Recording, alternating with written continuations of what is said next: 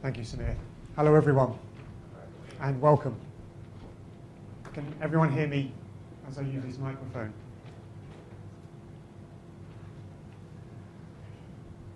So, as Samir said, I've been living in India for coming up to 3 years. I'm 48 years old. I currently race in the Masters category.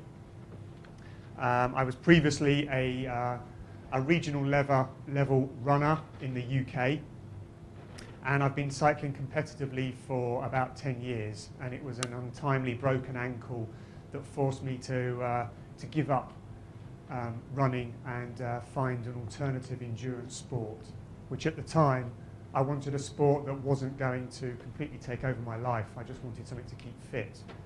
But the competitive animal in me took over, and here I am still racing and training and hopefully imparting knowledge and helping to grow the sport in what is proving to be a wonderful country in which to live.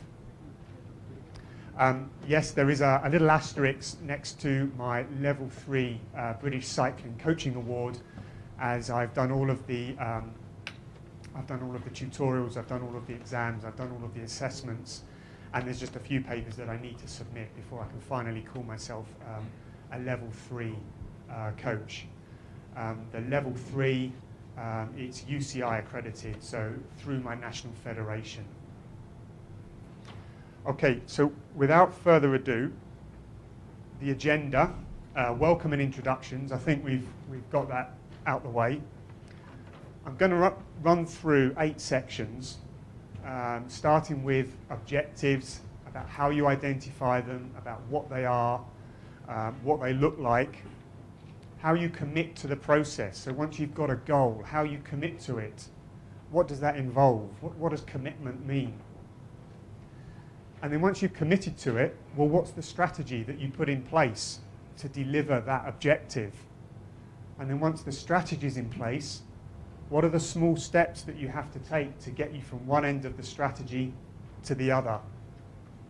And then I'll talk a bit about ownership, about it's all the other stuff that goes on around achieving an athletic performance. Measures and metrics, about how you keep yourself in check. Where are you in terms of your training and your progress? And then we'll talk a bit about excellence, about just doing it. And then there's a section at the end which I've left blank, and we can get more into that when we reach it. So just before I move on, if I could have a really brief show of hands. So how many of you are just cyclists? Right, and how many of you are triathletes? Wow, okay.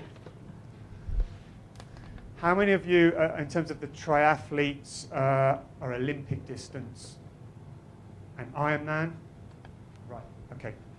It's just going to help me try and cover, to make everything relevant to everyone. And in terms of the cyclists, how many of you race?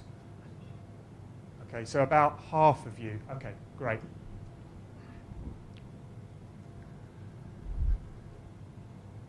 So in terms of coaching, and in terms of our own individual performance, we start off with an objective. What do we want to achieve? What does that involve? What does it look like? And what are the specific demands of your objective? So that objective, it has to be really specific. It doesn't have to be a specific competition, but it could be a personal target that you've set yourself. E.g., increase power by so many watts for so many minutes. If you have a power meter, you might have a local hill that's 3 kilometers long, and you want to see if you can beat your time by 30 seconds. For the guys that do the long distance BRM events, and are there any here? Great. So your objectives are going to be different to the people that perhaps road race versus the triathletes versus the Olympic distance triathletes, etc., etc. But you need to know what is it that you're training for. If you don't know what your goals are, then how do you know if the training that you're doing is right for that? And then how do you know that that's going to ultimately help you deliver the performance that you're after?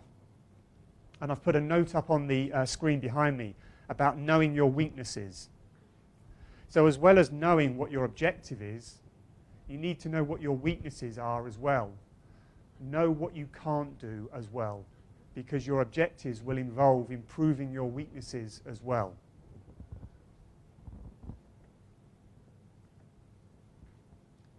Oh. So it's jumping a slide. Is there a tech person?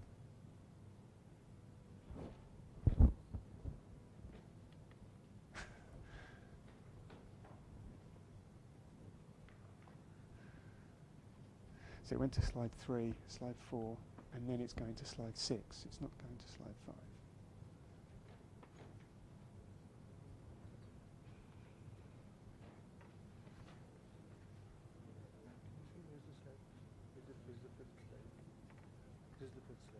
No.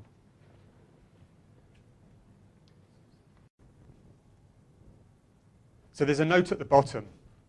If we overtrain, we get tired. If we under-rest, we stay tired. You know, and that's probably the 4th or 5th time that I've mentioned rest and recovery. It is the most important phase, micro and macro, of any training program.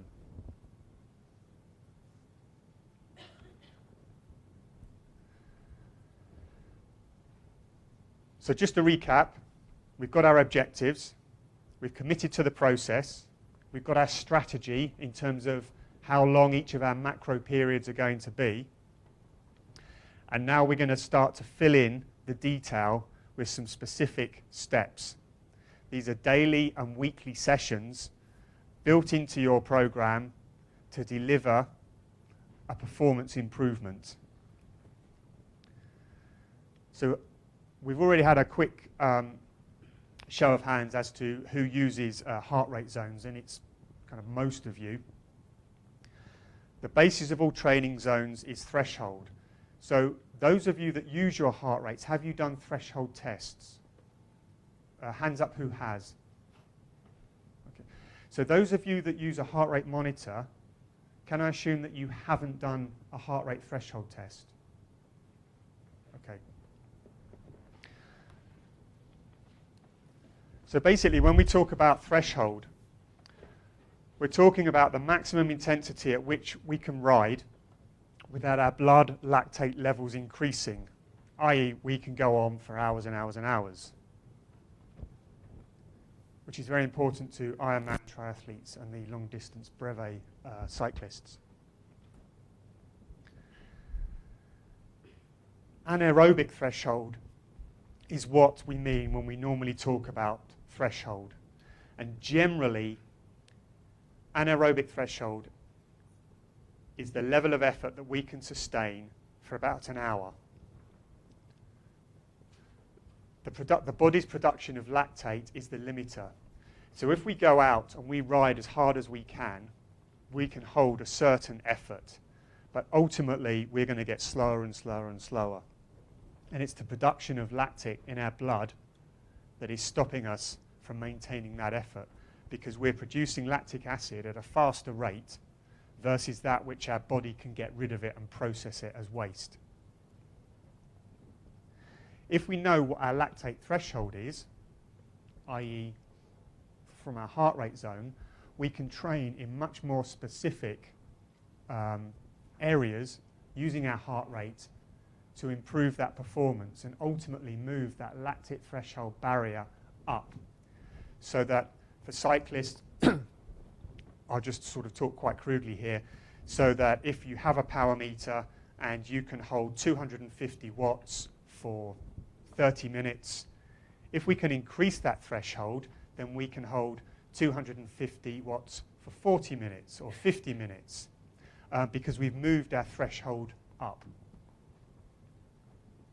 I'm getting into a little bit of the science here, so if you have any questions surrounding this, there will be a Q&A at the end and we can dive into more detail, but hopefully I'm not losing you at this point.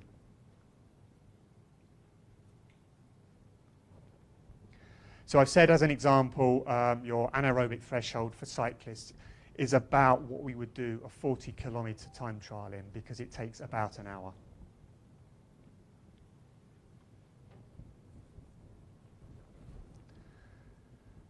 So the basis of our macro sessions, as we've said, was aerobic endurance. We've talked about the fact that speed is what we mean by cadence. Strength is what it says. It's just how physically strong we are.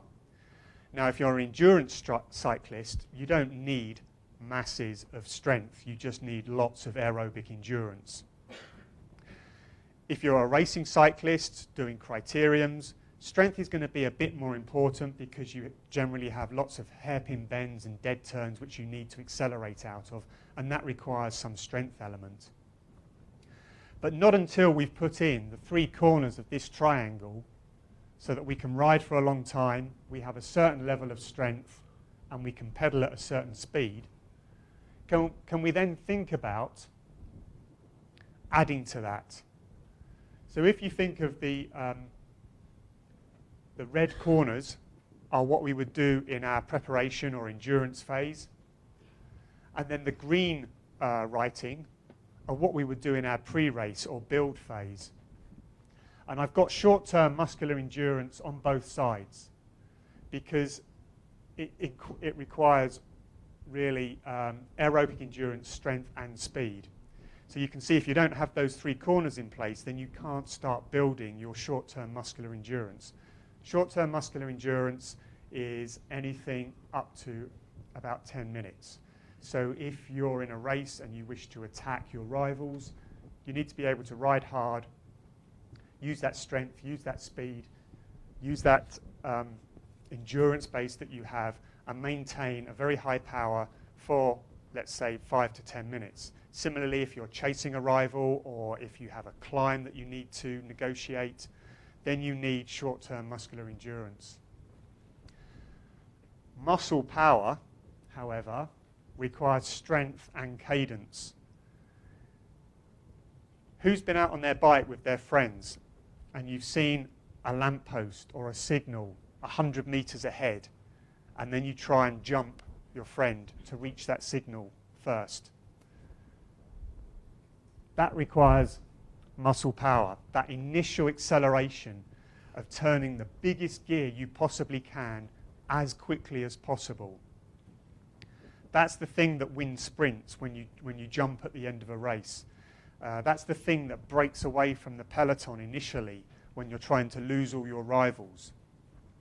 But you can't build that muscle power unless you have a basic element of strength, and you have some basic speed skills in terms of being able to maintain a high cadence.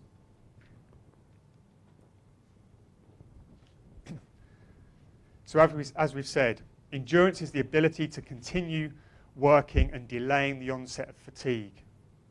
And for most of you in this room, this is very, very important.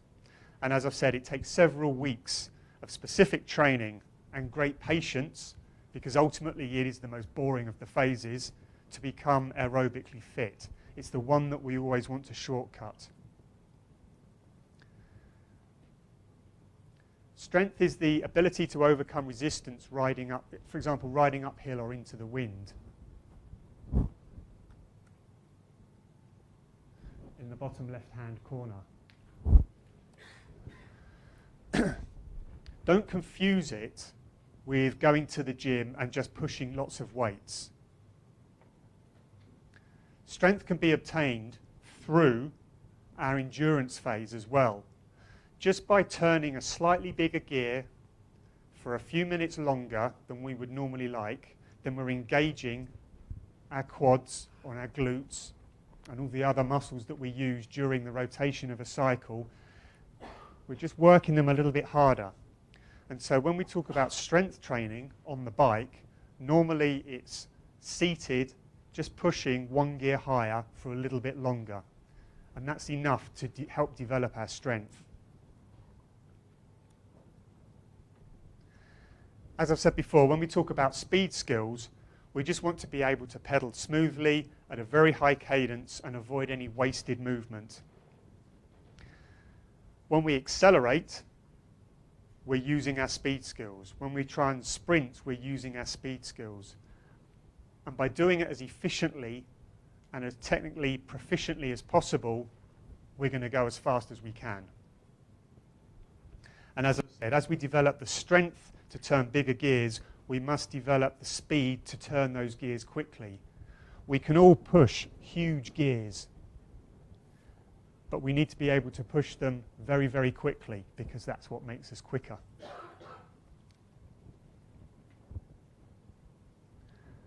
I'll just mention at the bottom as well that speed is so dependent on technique and pretty much nothing else.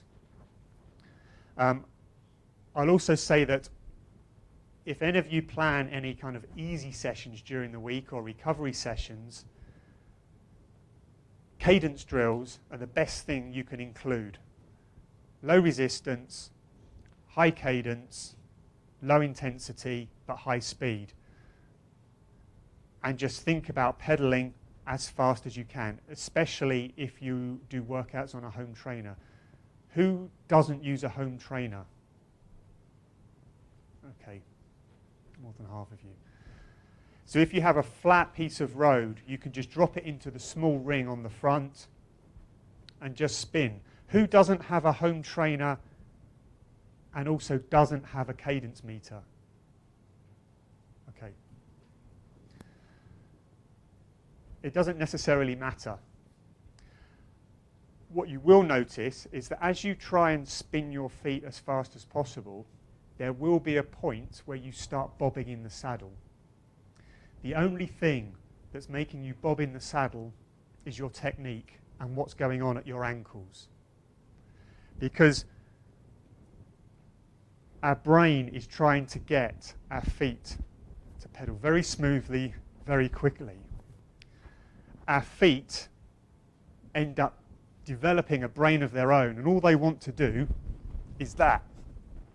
But we've got to think we want them to do that. And by thinking feet make circles, not up and down, you'll be able to pedal faster and faster and more smoothly. So for those of you that do have a home trainer or do have a cadence meter, one of the sessions you can do is basically you're doing an easy session, it's low resistance, 10 seconds, spin as fast as you can, and note how fast your cadence went up to. 20 seconds, easy, 10 seconds, repeat, so that you're getting 2 sprints a minute. And just do that for 6 minutes. Then pedal easy for 5 minutes, then repeat. And note your peak cadence. And that can be one of your benchmarks. And you can just try and improve it every week. And it's such a good thing to do. It doesn't cost you much energy, and it will make you faster, I promise.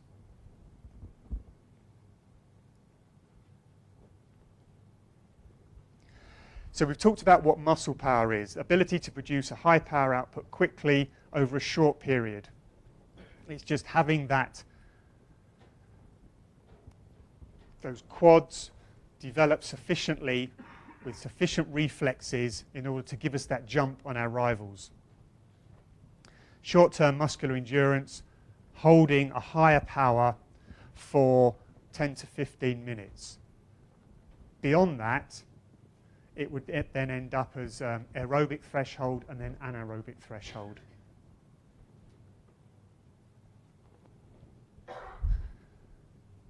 This is the last slide on steps, so which is more around your specific training sessions. Is everyone with me so far? Are there any burning questions that you have that I haven't covered yet? Yes?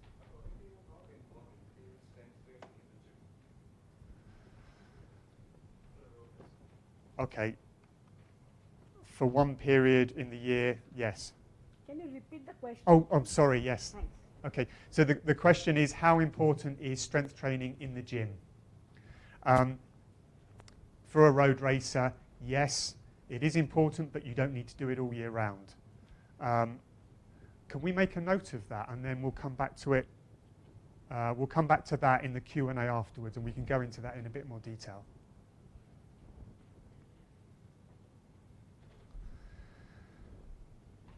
So this section, I should say, is about ownership. So ultimately, you own your performance. You're accountable for it. As much as we all like to blame the wife, the girlfriend, the dog, the kids, our friends, work, ultimately it's you, because you've committed to this process. You're accountable for it, so no one else is going to train for you. No one else is going to set your alarm at 5 a.m. for you to go out and ride in the morning. You have to do it. And we've mentioned lifestyle, family, career, etc., etc. But what the big thing that I'm going to focus on here for a few slides is diet.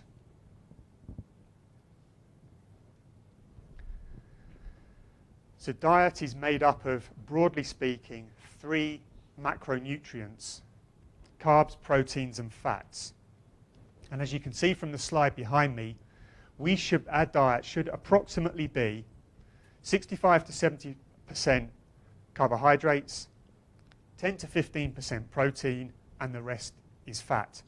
And when we talk about fats, we mean good fats, which is things like nut oil, coconut oil, seed oil, things like that, unrefined. We need to fuel our body for what we want it to do. And we need to think about what we want our body to do tomorrow, the day after, the weekend, and the following week. If we know we've got a really long training ride coming up at the weekend, whether we're training for a half Ironman, a full Ironman, a 300-kilometer brevet, a 100-kilometer road race, our body will be burning more energy than normal during that event. So we need to start fueling it the day before. If it's a training ride that we're going to be doing, then we need to start thinking about fueling it also during the event so that we can repeat again either the next day or the day after. We need to recover from it quickly so that we can keep doing what we want to do and what we love doing.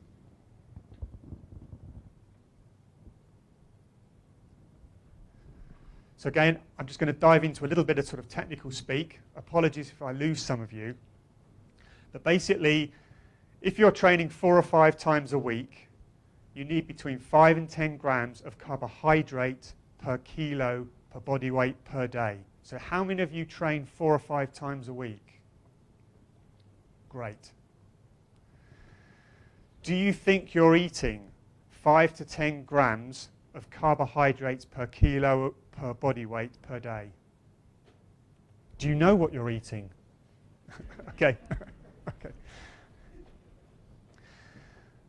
So I've got a small example here. So a 65 kilo half Ironman athlete may require, let's say during the pre-race phase, so it's quite intensive training for him, let's assume 8 grams per kilogram of body weight. So that's 520 grams a day of carbohydrate. A more sedentary person, let's say they're 80 kilos, and they do 3 30-minute walks a week, or twice a week, they're only going to need 320 grams a day. So quite often, we need to be aware of how much fuel we actually need. And during the very intensive periods and the very, very high volume periods, it's a lot more than we think. So 1 gram of carbohydrate is 4 kilocalories of energy. So a banana is 50 grams, but that's not 50 grams of carbohydrate. A 50-gram banana is 10 grams of carbohydrate, which is therefore 40 kilocalories. So it's very complicated. I mean, but there are plenty of charts on the internet for every type of food stuff. But basically, having a rough idea of what you should be consuming a day will help you with your training, and it will help you manage that recovery, that fatigue, that rest. You know, you all know how much you weigh. You all know how frequently you train and how hard you train. So it's very easy just to get a rough calculation. We use protein to rebuild our muscles. For any type of training we do, there is muscle breakdown. So even if it's a long, easy ride, at some point our muscles will start breaking down. We will need to start repairing them as soon as possible. We can do that during the ride itself. So our mid-race or mid-session, if it's a training session, food can include protein, because we can start that recovery process, or we've got the protein in us so that when we stop, the recovery process starts. If you think of someone in the Tour de France, they're constantly fueling for what they want to do right now, and then they're also fueling and recovering because they've got to do it again tomorrow and the next day. And so they don't just have their protein in the evening, because then it's too late, because they've already smashed their body for 6 hours. So then they need to be taking on the protein during the stages as well, just to keep that metabolism up to speed. And finally, as I mentioned earlier, we mustn't forget the fats. Fats it's an incredible fuel source for us, so we burn fats, but also every vital organ in our body, or every organ in our body, is surrounded by fat. We need fat. If we don't have fats, then we're not protecting our organs. If we're not protecting our organs, then we're going to start to get seriously ill.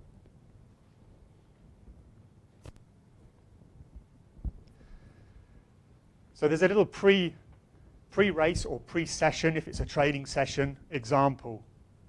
So we've said a 70 kg cyclist is going to do a 3-hour ride. That equates to approximately 100 to 250 grams of carbohydrate. So we've said he needs to take on 170, I've just put it slap bang in the middle, which is 680 kilocalories. So if you go out and before that you had a breakfast of cereal, banana, dried fruits, some milk, some yogurt, that's going to give you 520. So clearly it's not enough.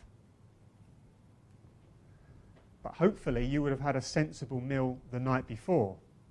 So there'll be already some fuel in your muscle glycogen stores and in your blood as well. And also, 30-40 minutes into the ride, you're going to start eating again. So then you can see how you put together the fuel for the session. It started the night before, then you wake up, then you have breakfast, then you start your session, and then you start supplementing that again. So the key thing here is, if you haven't eaten before, you've got to have a mighty big breakfast. And who wants to go training or racing with a stomach full of 600 or 700 calories? I mean, it's a huge amount. Just this list along the bottom in itself, it's quite a lot of food in one sitting.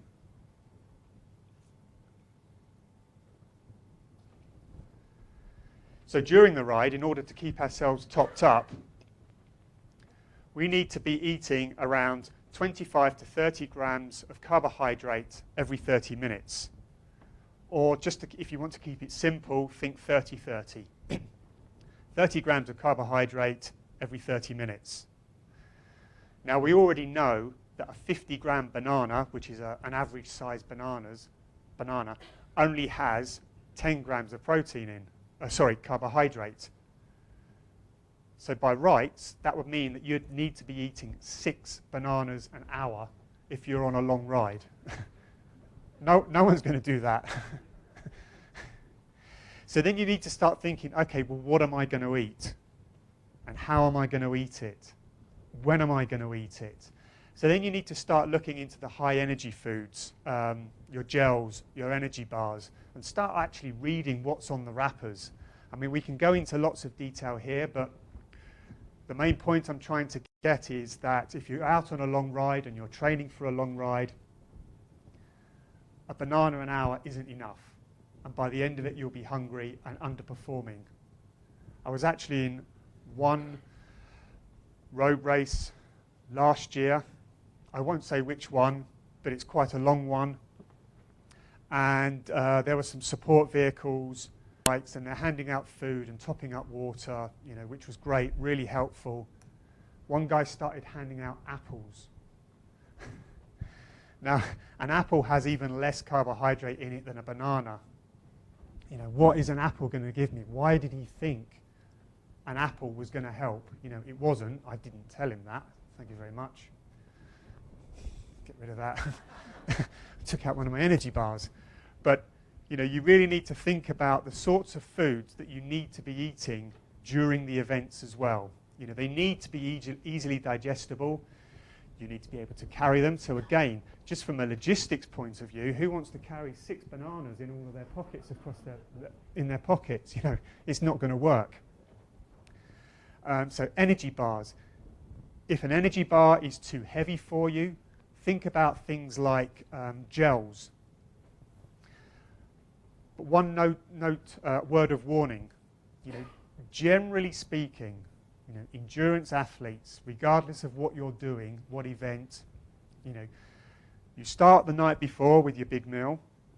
You have as big a breakfast as you can manage. Then you start on the bike. You might be eating energy bars.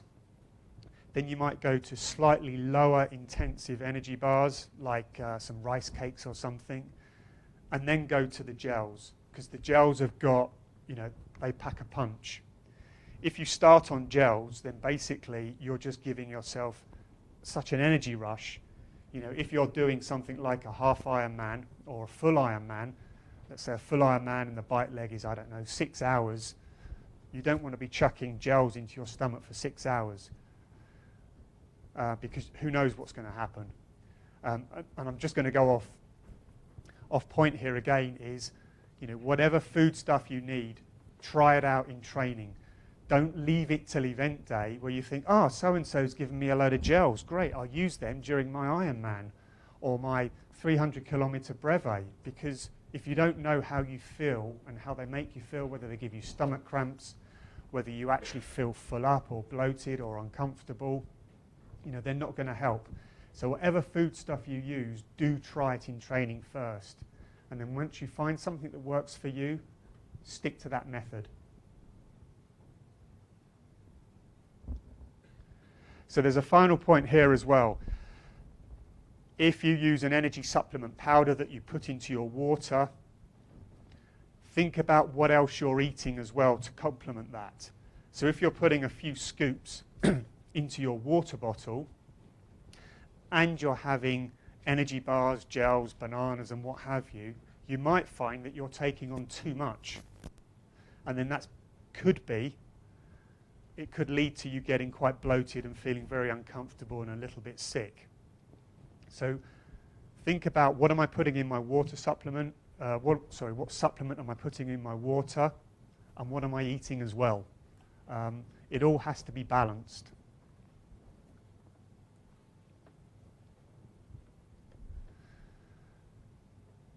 Post-race, we really need to start to be eating within 20 minutes of finishing our session or our race.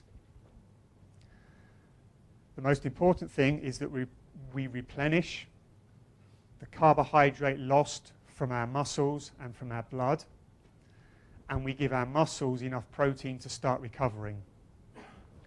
As cyclists, the recommendation is that we should be eating 4-to-1, carbs to proteins. Different sports will have different ratios. If you're a boxer, it's going to be a lot more intense and you're going to have a lot more muscle breakdown. I don't know what the specific recommendation is for triathlon, but I'm assuming it could be a little bit different because of the swim and the run as well. So you're going to have a lot of different muscles breaking down at different rates. As I've said here, the final word of advice on diet is that, remember, lots of foods don't just have carbs, proteins or fats. They can contain 2 or 3 elements. So if you're building your meal plan, think about what it is from that food that you want, or what it is from that food that it's giving you.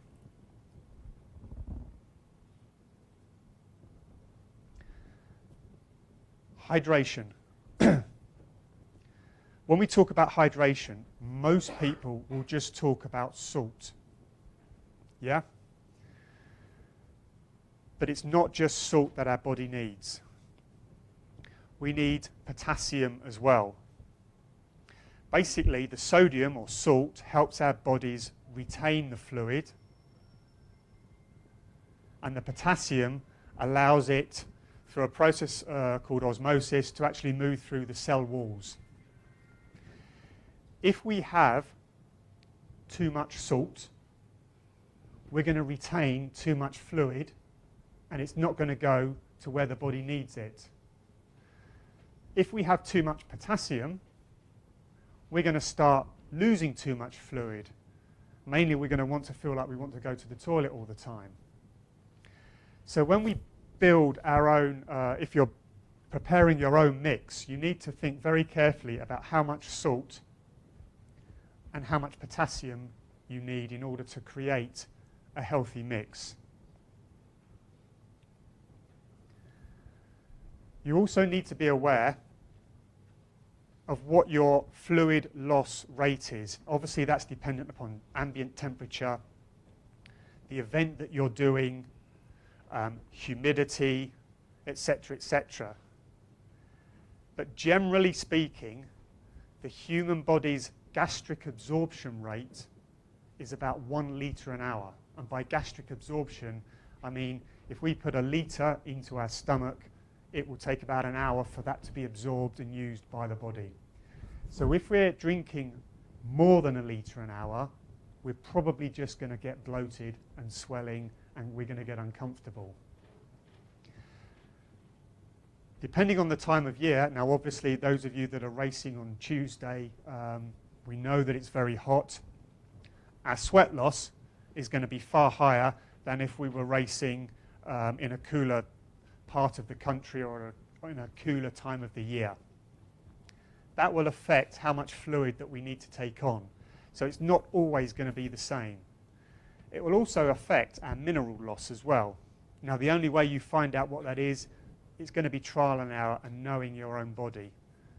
You know, I always tend to start with the minimum and then see how I feel, and then I adjust it accordingly. But definitely, at the very least, we need to be taking on, I mean, I've put half a litre to a litre an hour. So a litre is the maximum, half a litre the minimum. Just to give you an idea, this teaspoon has 1 gram of salt in. We need approximately 1/10 of that to put in a half litre water bottle. It's a tiny, tiny amount. Okay?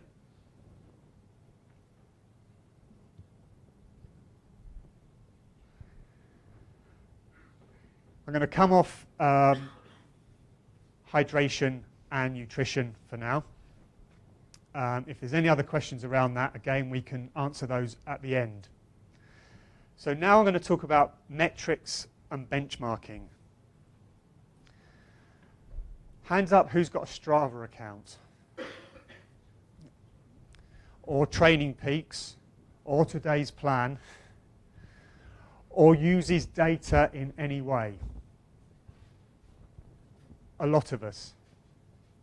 So metrics and benchmarking is, how do you know we're improving and we're on track?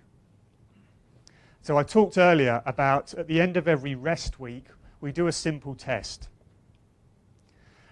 If we don't have a power meter or a heart rate monitor, we just go out and we'll just ride up a hill. But the main thing is, the hill's not going to move, and you're always going to go back to the same one. So it's repeatable. A hill is a lot better than using a flat stretch of road, because a flat stretch of road can be a lot more impacted by wind speed and wind direction. If you're going up a steep hill that's sort of 10-12%, the wind isn't really going to affect it as much as if you're trying to do a 2-kilometre flat-out stretch on a straight bit of road. Repeatable and consistent test methods are important. You probably only need to do them once a month. But by doing them once a month for a year, you should gather enough data to let you know that you have improved.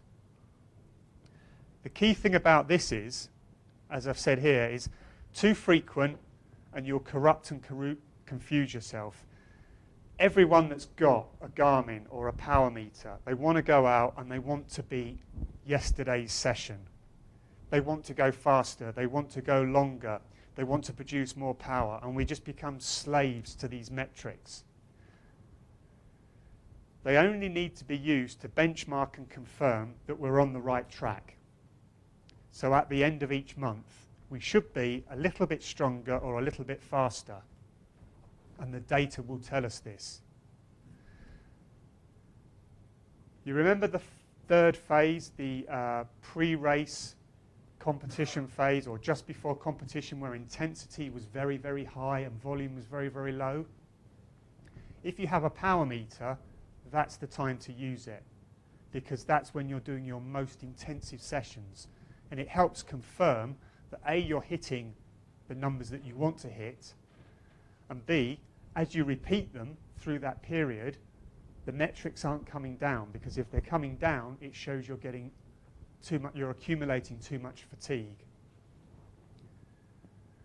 During all the endurance phases, basically, it's all heart rate zone 2, RPE, 2 or 3. It's all nice and low. And as long as we're comfortable and as long as we can talk to our training partner, if we're riding with a training partner, we know that we're doing the right thing. We don't need loads and loads of metrics to back that up. So the key thing here is test yourself, do it at the right time so that you're fresh, so that the data isn't corrupted. Don't do it too often, because too often and you'll start capturing times when you are tired, and you might think, oh my God, my power's come down or my time is slower, I have to train harder, and then it sends you off on the wrong trajectory, and then it starts to get worse and worse.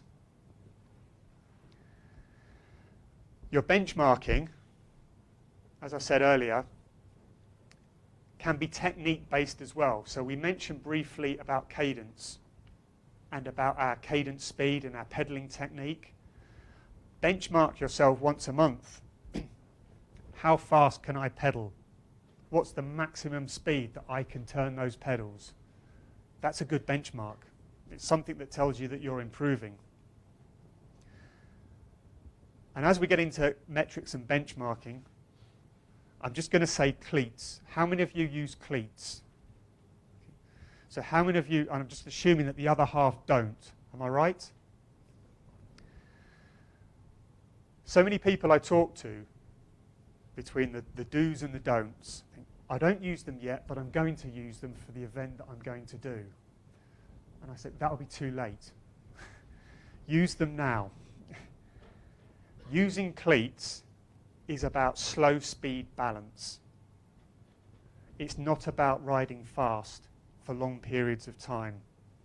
Using cleats is being able to clip in and clip out, because that's the mental bit that stops us from using them in the first place. Once we can get over that, then we can start to use the cleats to deliver more power to the pedals, so that we're actually applying a little bit of pull on the pedal as we pull up. We're not actually pulling up as hard as we can, we're just moving our leg out the way. But by the fact that our feet is held onto the pedal and we're not having to apply any pressure to keep it in that place, means that we're only using those leg muscles to create that motion. That's what cleats allow us to do. They help efficiency, they help with cadence. It's one less thing to think of. But the barriers around using them It's about slow speed technique. It's about stopping the bike and being able to unclip and put your foot down. Now in Mumbai, where I live, everyone says, oh, the traffic's too busy. But my argument is, look, if you're going to get hit by a car, he's going to hit you whether you're wearing cleats or not. And whether you're wearing cleats or not, isn't really going to save you. And then I've challenged people. I've said, okay, let's assume that there is an obstacle. Let's say we're riding at 30 kilometers an hour and I see an emergency stop at that exit sign. I would have uncleated before the bike has come to a stop. That's how quick it is. It's not the fact that I have to stop and then worry about uncleating. If there's something, your foot's going to be out the pedal before the bike has come to a stop. And as I said, if someone's going to hit you, it doesn't really matter whether you've stopped or not, because he hasn't seen you and he's going to hit you anyway. Not that I want to scare any of you. But the important thing is, cleats, it's a very good benchmarking technique that you can incorporate into your training, into your easy rides. If you have an easy ride and you say, okay, I'm just going to do 30, 40, 50 minutes in zone 1, I know I can just go up and down the road and I can practice with my cleats. It's a good time to do it.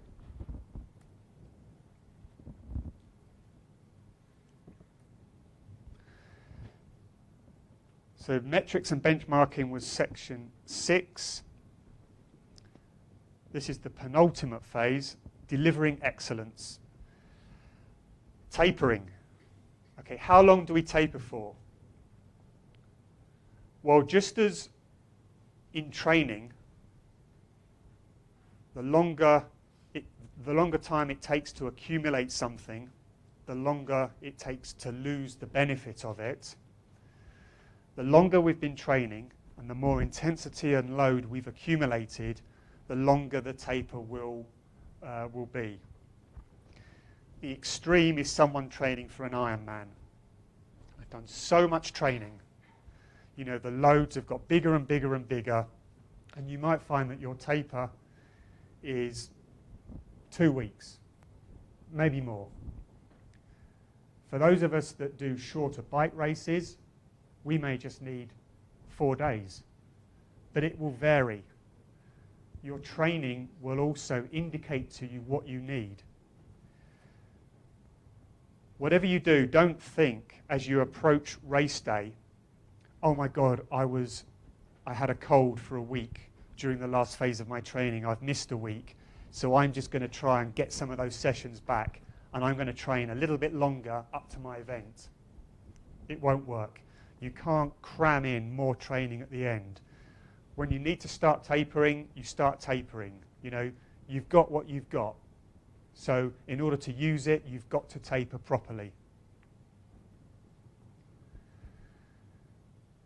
The tapering phase is a little bit like the end of the training phase in that we massively reduce volume, we massively reduce load, but we just keep very light intensity. So we're maintaining that muscle memory of whether it's cadence or short bursts of effort. We don't need to do too many efforts. It can just be 3, 4, 5 sprints in an hour of just 10 seconds. Just very light, just keep those muscles alive, keep reminding them what they're going to have to do, but we reduce it through the week, or longer if that's our designated period. In terms of other elements around race preparation, clothing.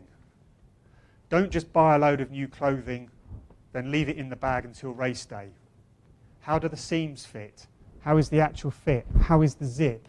If you're a triathlete, how are you going to undo it as you go through the transition phases? If you're road racers, how big are the pockets? How deep are the pockets? Because I've got a long body and I've bought jerseys before, sometimes I found the pockets up here. I can't get the food out. But because I've trained with that jersey, I know that it's not right for me for the race. So I find a jersey that has a really good fit where I know that if I just go like that, I can pull out a bar, that I can carry all the food I need, that the jersey isn't going to flap in the wind, that the seams in my shorts are not going to rub my legs, that my socks aren't too heavy and my feet aren't going to overheat. We've talked about food. We've talked about what we're going to eat before race day, on race day, during the period, after the race. Timing. So we know what our schedule should be. We know what time our alarm's going to go off. We know when we need to start eating. We know when we need to get in the shower. We know when we need to have our race kit on, when we know our numbers need to be pinned on. We know when we need to be at the start line and how long it takes. Run through all of these elements well before race day. If you've done all your training alone or with a friend, and then on race day you're taking your wife, girlfriend, mother, father, whoever with you, please tell them what you're going to be doing and when. Because there's nothing like a companion that's never been to an event saying, oh, look at that over there. Have you seen that person? Come and have a look at this. I've just found this person. He's selling this. And, oh, would you like some cake? Would you like some coffee? Tell them what you need to do and when you need to do it. Otherwise, it just becomes a distraction and it's going to affect you.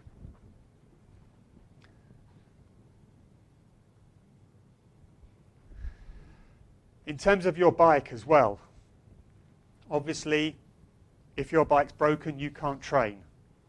If it fails, you fail. How many of you do your own servicing on your bikes? Okay, a reasonable number. How many of you that don't service your bikes yourselves make a point of taking your bike into the bike shop once or twice a year for replacement parts? Good. Have that routine. Have an idea of when you want to get your cassettes changed, your brake pads changed, your chain changed. For me personally, I won't have it all done the week before a race. Because if I put my bike into a mechanic and he just gets one thing wrong, I need to be able to identify that and get it fixed. So it's best not to leave your bike service until the last minute. Have it done close enough to the event that it's actually going to benefit you, but not so close that if something's gone wrong, you don't have time to fix it. But generally, just as a rule of thumb, just think about changing all of those parts that wear out. How many of you have had a bike for more than 5 years, or the bike that you're riding you've had for more than 5 years? Okay. And how many of you have ever changed the crankset on that bike? So the main chain wheel. Okay. They wear out. Okay. You know, after a few years of riding, depending on the amount of riding that you do, they will wear out. Those teeth will not be the same shape as they were when you bought the bike. And the biggest thing that it affects is shifting from the big ring to the small ring. If you find that your chain's slipping or your chain keeps skipping off, it could be because the teeth on your chain wheel have worn out. You know, ultimately, it will need replacing. Think about it.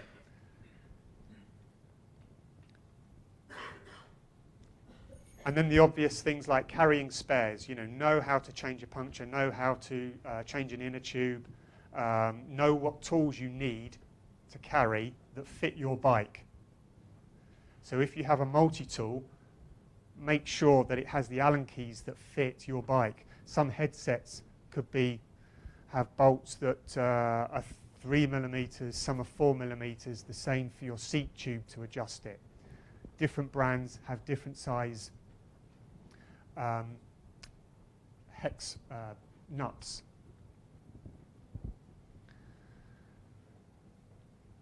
So the last point here is, as we talk about our bikes, is obviously the most expensive and the lightest bike is not going to be the fastest. If your bike breaks down, it doesn't matter how much it's cost, it's not fast. If you don't fit your bike, it won't go fast, no matter how much you've spent on it. So this leads us into a bike fit. You know, like everything else, do it early and adapt to it. How many of you have had a bike fit? Okay. How many of you have changed the settings since you last had a bike fit? Because it does change. Certainly, if I can use you, sir, with the baseball cap, you know, we're going to assume that you're going to continue to grow. So your bike fit is just going to continue evolving, you know, which is a great example of one bike fit not being for life.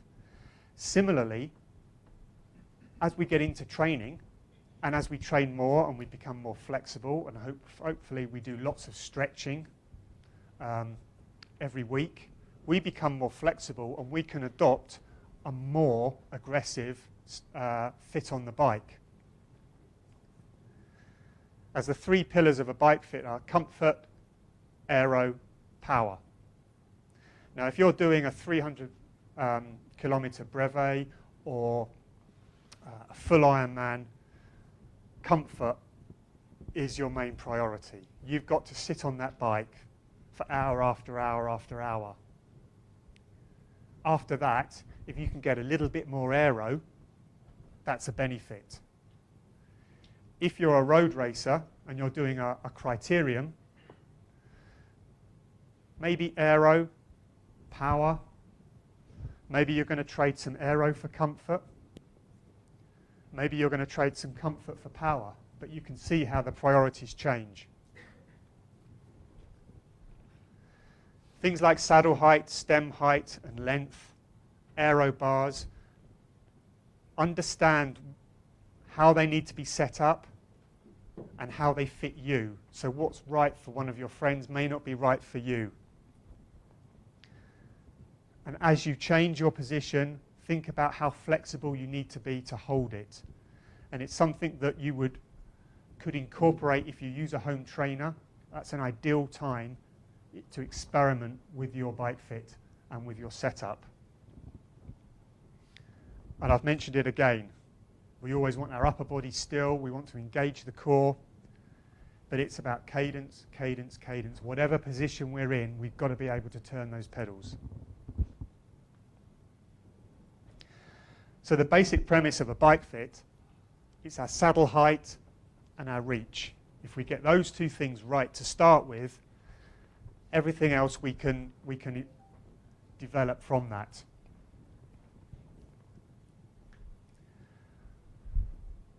We don't want our saddle so low that our knees are almost coming up into our chest. We don't want our saddle so high that with our foot at bottom dead center, our knee is completely locked. There are various methods for measuring that. There's the inseam formula. There's actually sitting on the bike and putting your heel on the pedal. And if you can sit on the bike with your cycling shoe and you put your heel on the pedal and just almost lock your knee, then that's a really good rule of thumb. Any general rule that uses your arm to measure the saddle height, please forget it now. Because it's our legs. Similarly, with our hands on the hoods, we still want to be comfortably looking ahead and still be able to bend our elbows. If we're having to lock our elbows to hold the hoods, the reach is too far.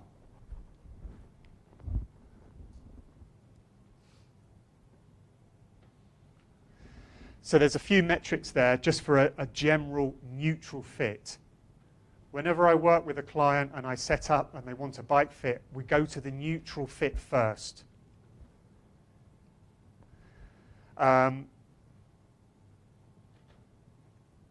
Foot TDC and BDC, that's top dead center and bottom dead center. So it's when our foot is at the top of a pedal cycle or at the bottom. So if this one's at the bottom, this one's at the top.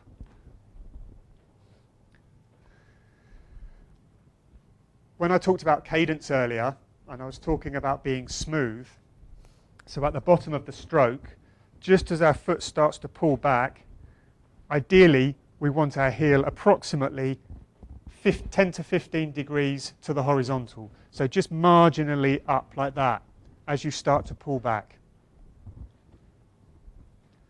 And again, we want our elbows just a small kink, nice and relaxed. The key thing about having our elbows bent is if we're not resting like this and our elbows just have a bend in them, we're forcing our bodies to engage our core, so that as we lean forward, we're having to use our stomach muscles. And if we're having to use our core and we're not locked out here, because as soon as we lock out here, our shoulders become stiff, pain between the shoulder blades and then into the neck, and then we start to get uncomfortable and then performance is compromised. Again, just going back to benchmarking, don't try this at home. Don't try this on the road. This is one for the trainer. But what you can try and do is, if you've got a home trainer, just see how far, take your hands off the handlebars and just let them hover and see how low you can get your body over the handlebars while continuing to pedal before you have to hold again. It's just a nice exercise to include, and you can do it in your warm-up or your cool-down, and it's a nice thing to be able to do, and it refreshes the memory, engage the core, because if we're using these muscles to keep us nice and still and relaxed, then we're not putting pressure up here and we're not compromising our cadence motion.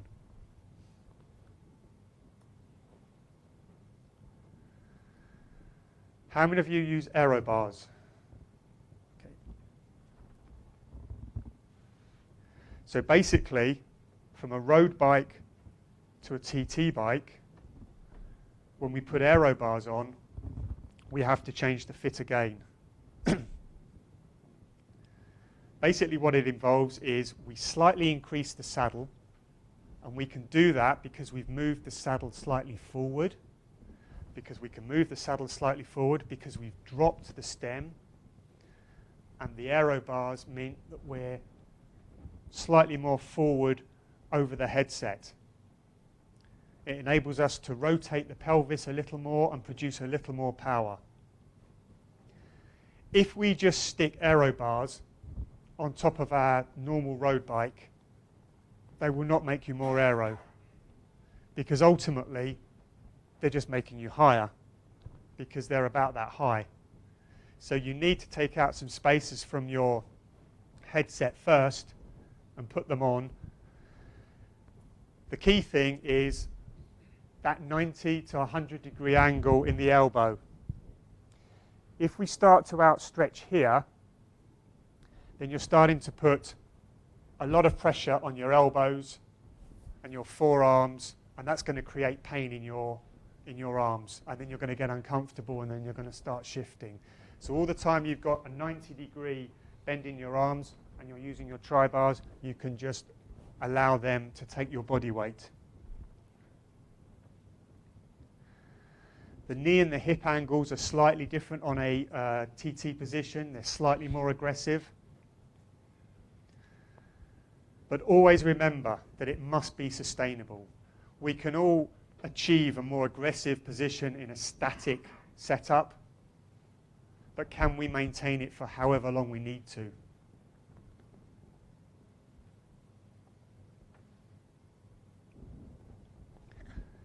This just shows an example of, you've got aero bars, but if you're constantly having to keep your head up, you're going to be less aero, but you're going to be hitting more wind.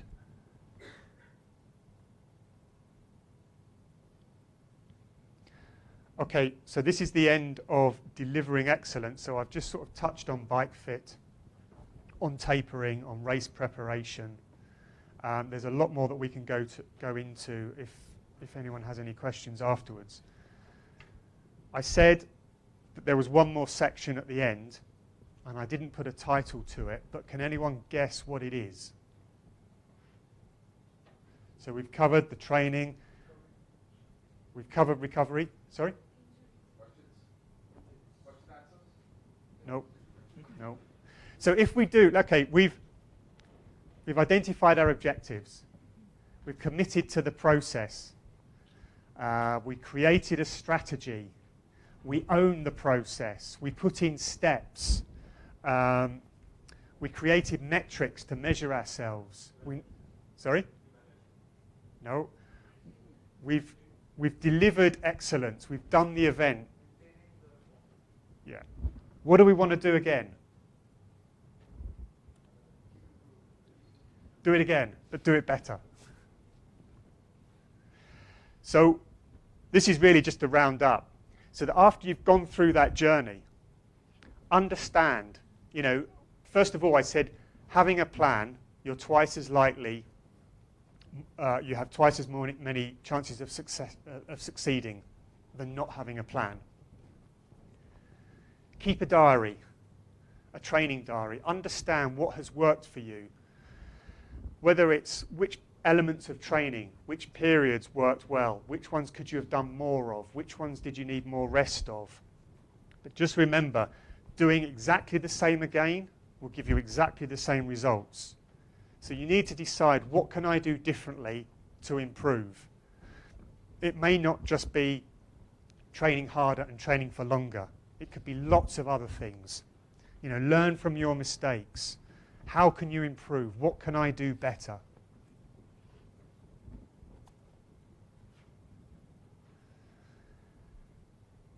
Because ultimately, there's only 4 elements to achieving an athletic performance. So fitness, aerobic and anaerobic, and we've talked about that and about the different, how that fits into the different periodization. Skills, how you ride a bike, how you handle a bike, cornering, climbing, descending, how you use cleats, how you use the aero equipment. Tactical, how do you race? How do you try and beat your competitors? How do you try and win?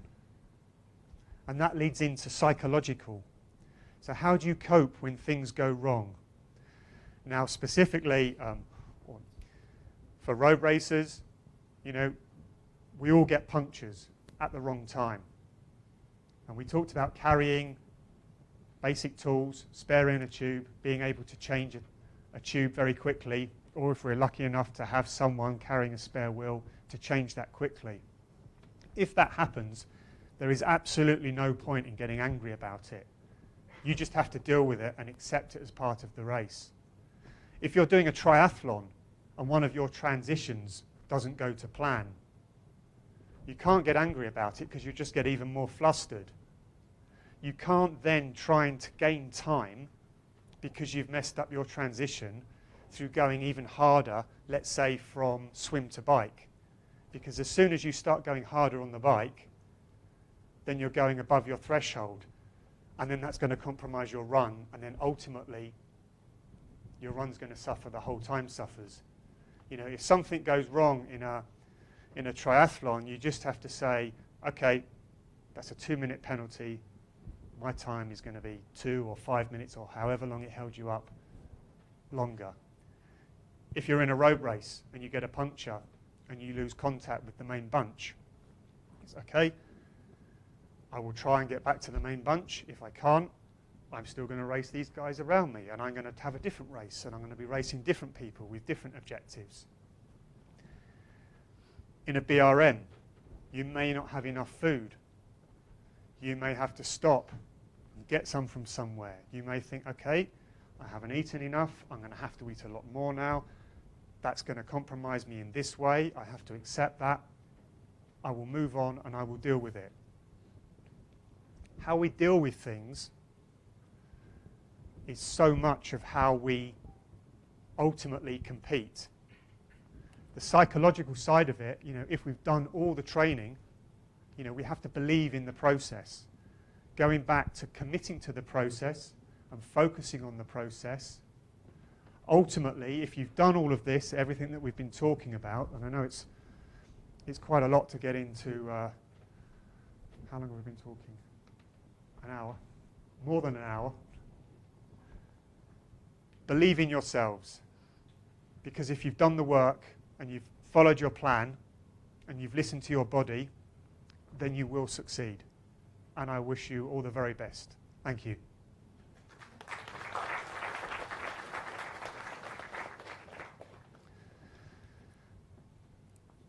Any questions?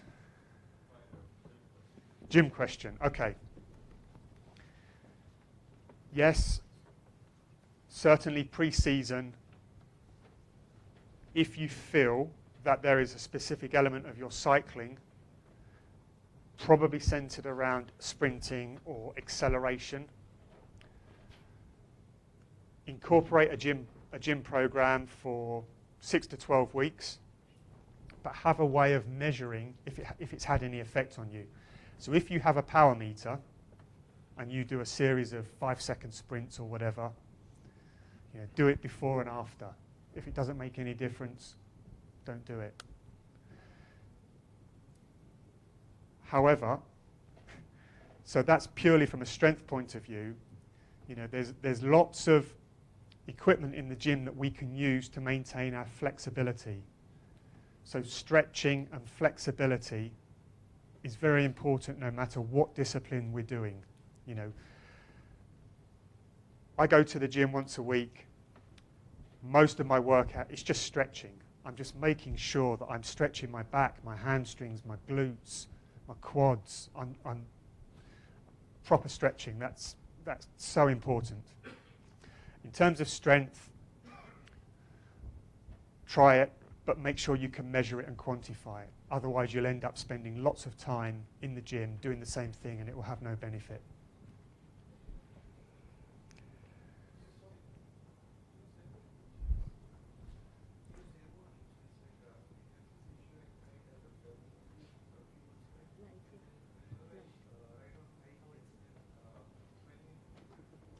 Okay, so the question is around injuries and knee pain. First of all, I would say see a specialist and find out exactly what the prognosis is. But what can cause knee pain, if we go back to bike fit,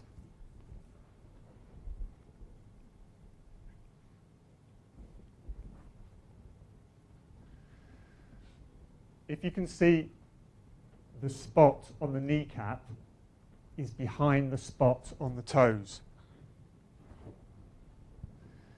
So we don't want our kneecap going over our toes. If that's happening and we're pushing a big gear, then you're putting a lot of strain on your knee. So from a bike fit point of view, you want to make sure your knee, the bottom of the patella,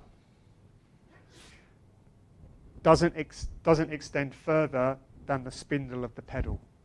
That's kind of a general guideline. Else, when you're pushing big gears, for example, on a hill, and you're in bottom gear, but it's very, very steep, and you're pushing very hard and you're seated, we're putting a lot of force through our knees. So we need to make sure that cleat position and saddle position are correct relative to each other.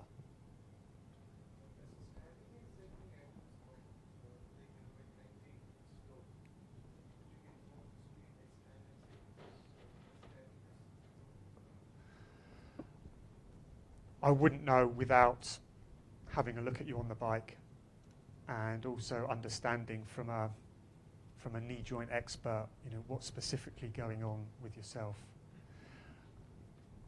One thing I can say is that when we get out the saddle, if we try and pull up and our feet are pointing down, then that's not conducive to pulling the pedals up in the most efficient way.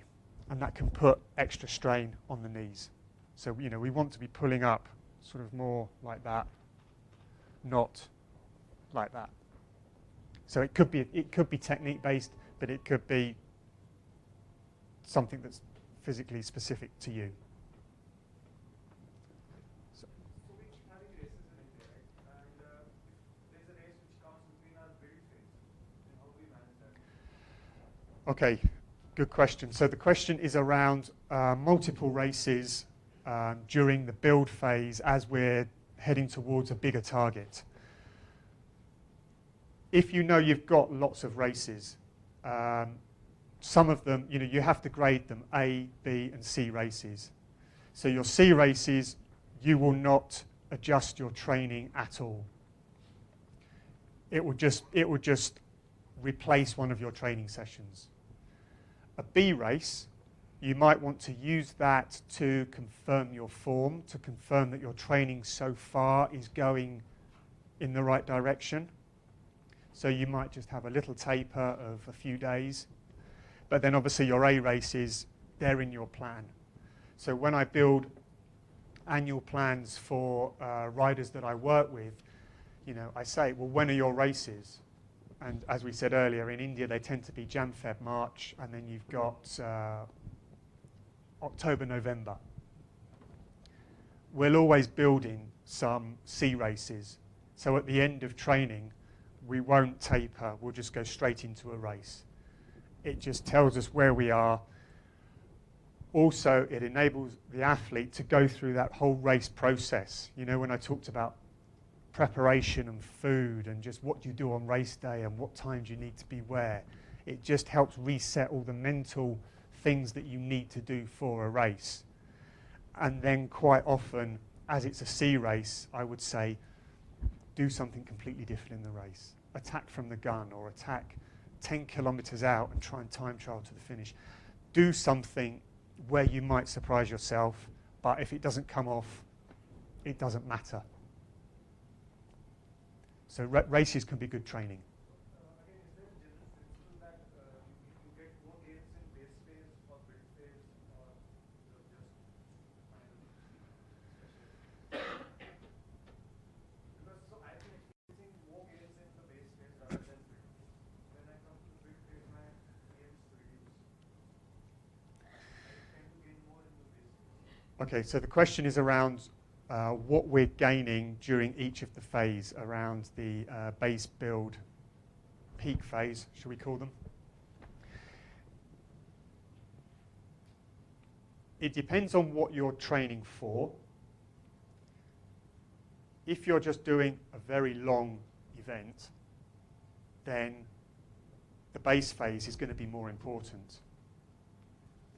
It also depends on how you're benchmarking yourself for when you say, I get more out of the base phase. It's how do you quantify that? What are you doing that makes you feel that you're getting more out of that phase versus the peak? Because it could just be that your peak phase is not optimized for you and your event. Right, and so therefore you're getting more out of the other phases because the remaining phases may not be structured correctly. And so then it comes back to benchmarking and actually testing yourself. And then working with a coach to understand, this is what I did before, this is how I felt, this was the result. And then you have a discussion with the coach and you have a dialogue and say, okay, well, let's try doing something different then. Again, going back to what I said earlier, if you have the same inputs, you'll get the same output. So you try something different, you benchmark it, and you see if it makes a difference. Yes? I have a 600 BRM in September, and I haven't been cycling since early January because I developed ID bands pain in my right knee in my 400 BRM in December. And since that time, I've gone to physio and just taking it. If I want to start now, how would you suggest I build up the 600 in September? Okay. So this question is about, this gentleman has a 600 kilometer BRM in September. He's had some injury problems and he's just starting to cycle round about now. So we're in end of month 4, 5. So we've got May, June, July, August. We've got 4 months. So we've got 16 weeks.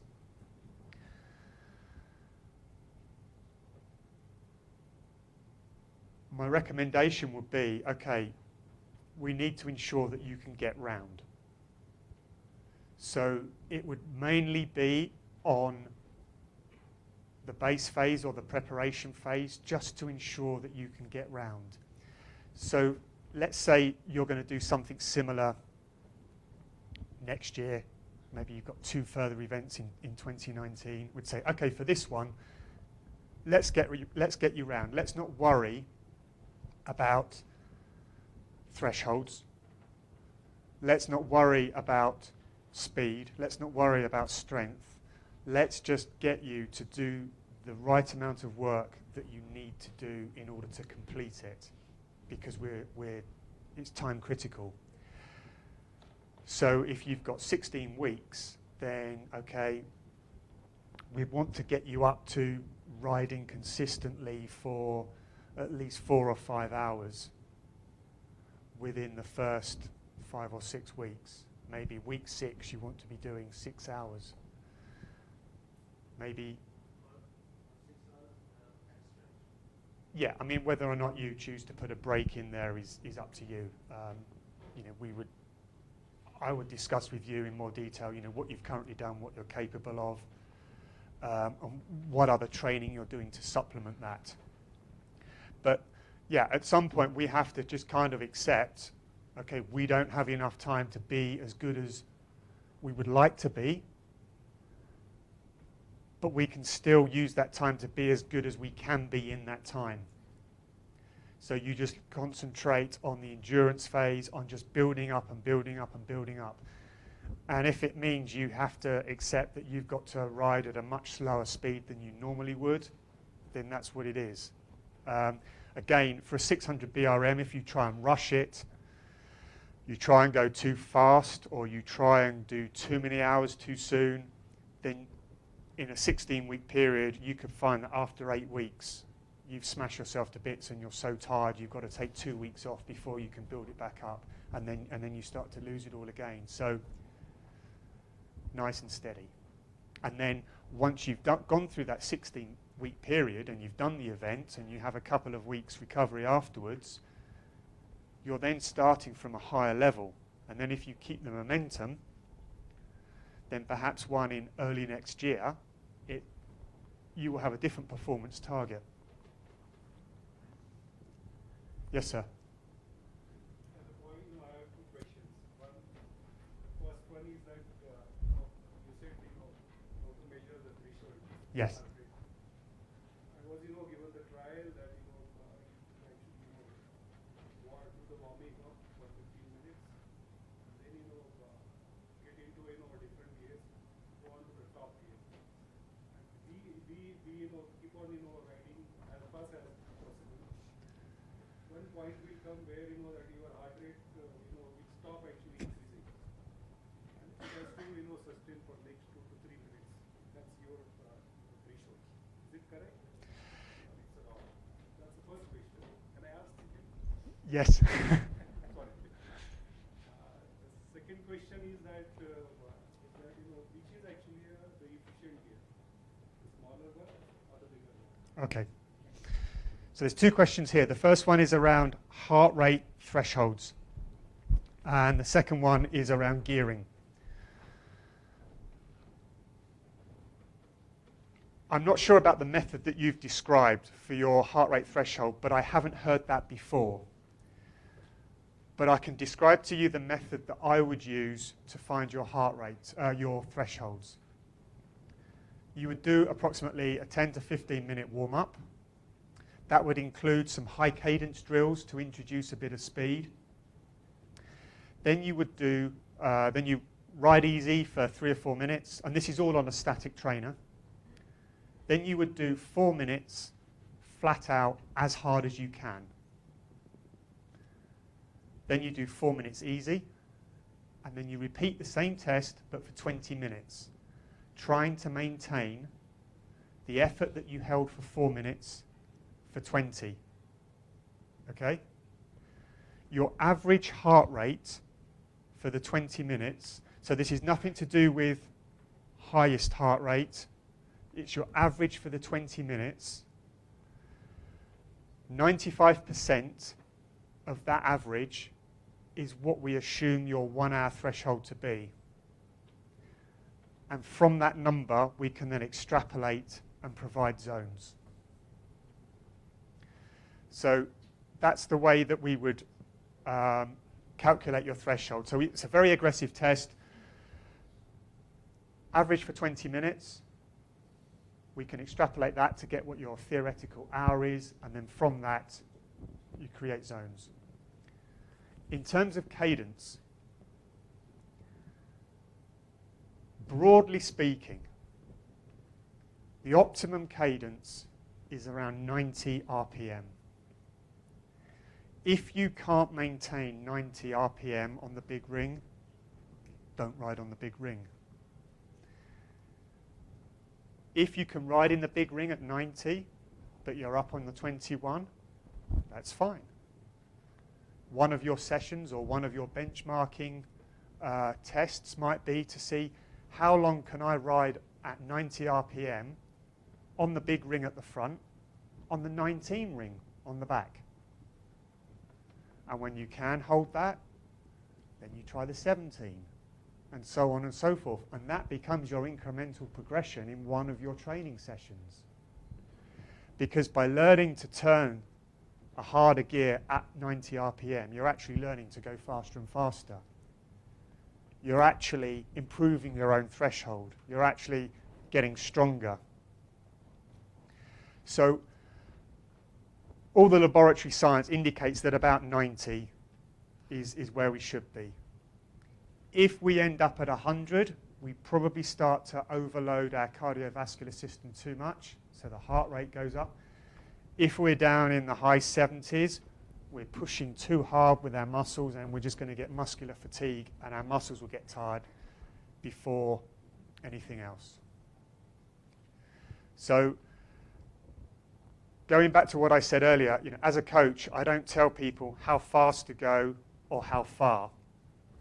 I will tell them for how long to ride and for how hard, but the third thing that I will always instruct them is 90 RPM. And whatever gear you're in is whatever gear you're in. And as you improve, you'll find you can ride bigger and bigger gears. Yes? What is the right age to start the endurance cycling and road racing? What is the right age to start? To start? Start and stop.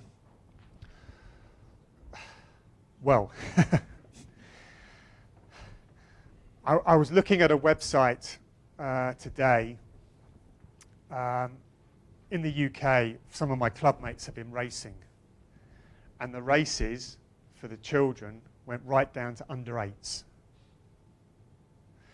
Now, the under 8s races are probably only 10 minutes long, but there are races for under 8s. And then there are races right through to however old you can be and still ride a bike. There will be a race for you somewhere. Obviously in India it's a bit different. We're really lucky that occasionally I can enter a race, a masters race, and just compete against people the same age as me. But regardless of the age at which you start to race, for children, cycling is such a healthy pursuit. It's the skills that we coach children in the UK. We're not really coaching them to race, to go flat out and to smash themselves to bits.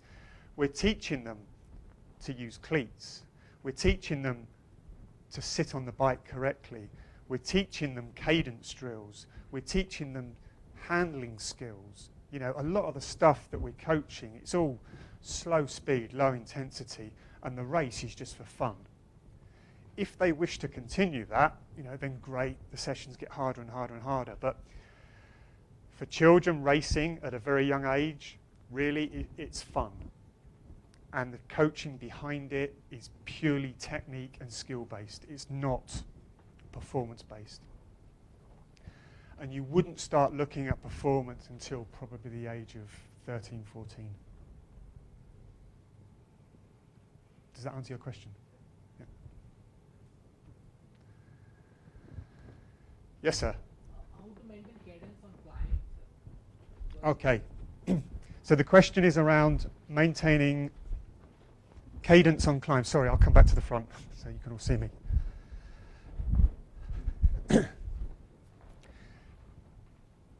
On a climb, obviously it gets harder and harder and harder. And if we can keep maintaining that 90 RPM, you know, that's what we should be doing. There comes a point where we run out of gears and our cadence is going to get slower and slower. If that's the case, then we just need to pedal whatever we've got.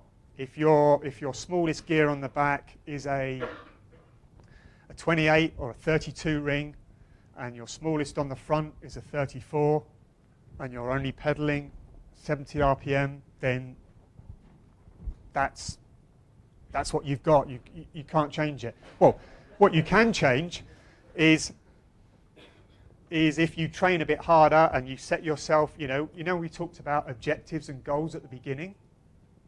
You may have a certain hill near you where on your smallest gears, smallest ring on the front and the biggest gear on the back, you're only pedaling at 70 RPM.